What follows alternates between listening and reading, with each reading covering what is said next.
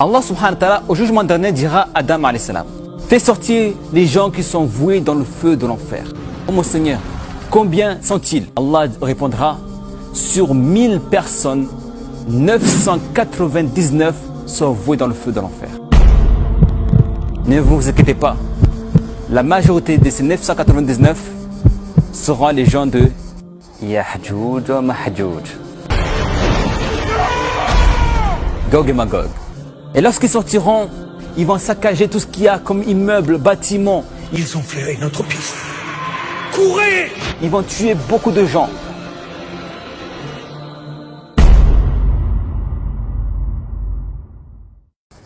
Alhamdulillahi Rabbil Alamin. Wa l'aqibatu lil muttaqin. Wa la udwana illa ala zalimin. Wa ashhadu an la ilaha illallah.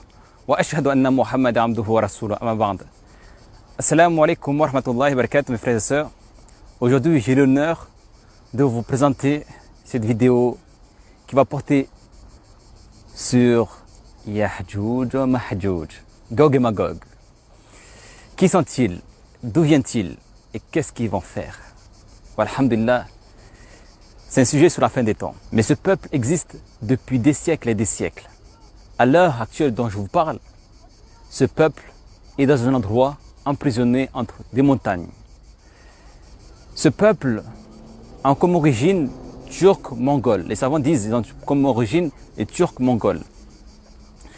Ce peuple, Ya'juj wa Ma'juj, les savants disent que ce sont des noms non arabes. D'autres disent que oui, c'est des noms arabes.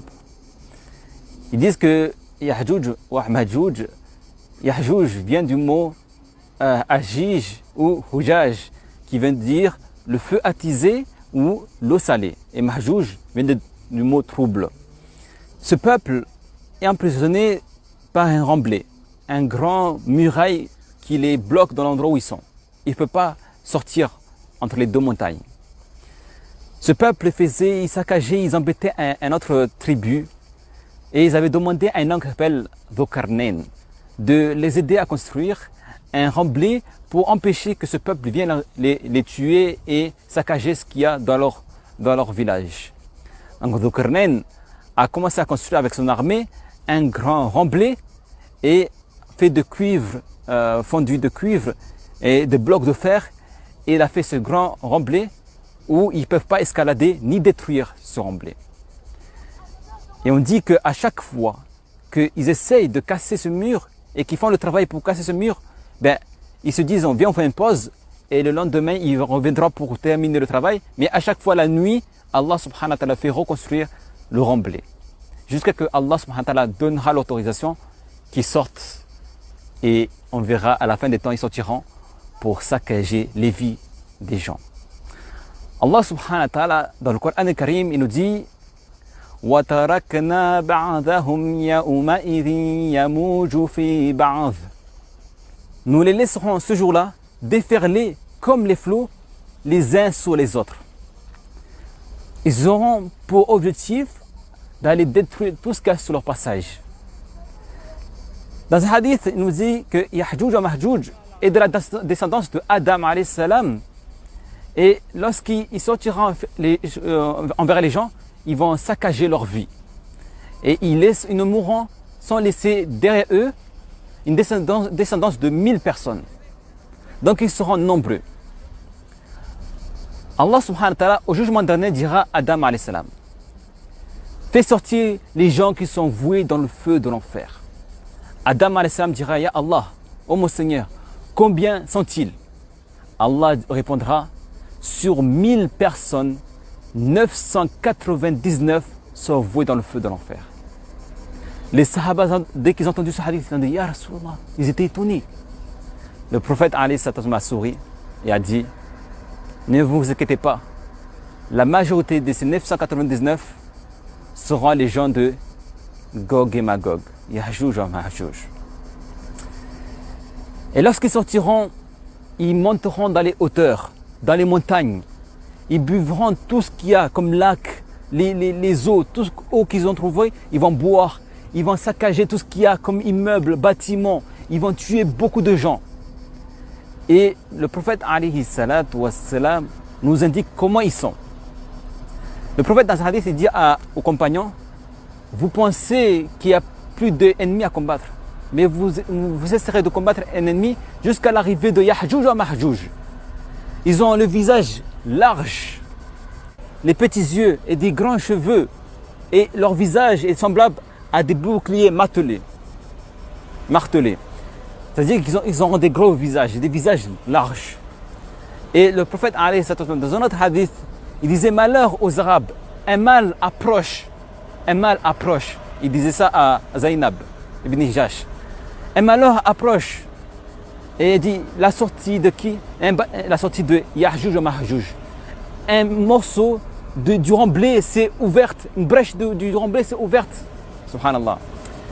Et Zainab a demandé à Rasulullah, a dit, est-ce que le mal ou le malheur va nous arriver alors qu'il n'y a parmi nous des gens, des pieux? Le prophète a répondu, il y aura le malheur tant qu'il y aura le mal qui va se répandre sur terre. Lorsque le mal va se répandre sur terre, alors le malheur va venir vers nous, la communauté. Qu'Allah subhanahu wa ta'ala nous en préserve. Donc ils vont détruire tout sur le passage. Personne ici ne pourra les combattre. Personne. À cette époque-là, lorsqu'ils sortiront, ce sera qui comme calife? Isa ibn Maryam, alayhi salam, qui sera le calife. Allah subhanahu wa ta'ala ordonnera à Isa alayhi salam de se réfugier dans le mont Tour qui est en Égypte, dans le Sinaï, et pour se réfugier contre les serviteurs d'Allah subhanahu wa ta'ala, Yahjouj wa Mahjouj. Et ils vont détruire tout ce qu'il y a de passage, tellement ils vont envoyer des flèches au ciel, et ils vont dire nous avons dominé la terre entière, parce qu'ils seront nombreux. Et personne ne pourra les combattre. Allah subhanahu wa ta'ala, lorsqu'il dira à Isa de se réfugier en haut de montagne, parce qu'eux ils vont aller dans les lacs, ils vont boire les lacs de Tibériade, et même les gens qui vont passer par là ils vont dire mais autrefois il y avait un lac là-dedans, il y avait un lac, parce qu'ils auront tout bu, ils ont tout saccagé. Et tellement ils seront nombreux, Allah subhanahu wa ta'ala, comment il va les faire mourir? Allah, par des parasites. Allah va faire descendre des parasites qui vont piquer leur cou et vont mourir d'un coup. Imaginez-vous la scène. D'un coup, ils vont mourir. Allahu Akbar. D'un coup, ils vont tous mourir, ils vont tous tomber par terre. Un parasite qui va faire tuer tous les peuples de Yahjouj et Mahjouj. Déjà, nous, en tant qu'humains, on ne peut pas les combattre, mais ce sera des insectes qui vont tuer, des petits parasites qui vont tuer Yahjouj et Mahjouj. Et à ce moment-là, Allah subhanahu wa ta'ala enverra des grands oiseaux, leur cou semblable à des chameaux, le prophète nous dit. Le cou semblable à des chameaux qui viendra dévorer, des charognats qui vont dévorer les corps de Yahjouj et Mahjouj. Et là, Allah subhanahu wa ta'ala va faire descendre la pluie parce que ça va sentir mauvais. Le corps, tellement de viande, ça va sentir mauvais. Allah va faire descendre la pluie qui va faire quoi? Qui va nettoyer la terre entière. Il nous est dit dans ce hadith que les oiseaux, les animaux à ce moment-là, ils vont tellement manger, ils sont rassasiés parce qu'ils auront beaucoup de viande à manger. Et c'est comme ça que Yahjouj ou Mahjouj vont être tués par des parasites et non par l'armée de Isa alayhi salam. Et les meilleurs des compagnons, ce seraient les compagnons à ce moment-là, c'est les compagnons de Isa alayhi salam. Voilà l'histoire de Yahjouj ou Mahjouj. Qu'Allah subhanahu wa ta'ala nous préserve de cette épreuve-là. Et qu'Allah subhanahu wa ta'ala nous fasse des hommes véridiques qui vont être en ce moment-là avec Isa alayhi salam, si on est en vie jusqu'à là. Et en espérant que cette vidéo vous a plu, partagez et informez à votre entourage. Préparons-nous pour l'au-delà. Restons dans l'adoration, restons dans l'obéissance envers Allah subhanahu wa ta'ala. Et Allah subhanahu wa ta'ala nous choisira parmi les gens véridiques. Subhanaka wa bihamdika ashhadu an la ilaha illa anta astaghfiruka wa atubu ilaik. Subhana rabbika rabbil izzati amma yasifun wa salamun ala al mursalin walhamdulillahi rabbil alamin.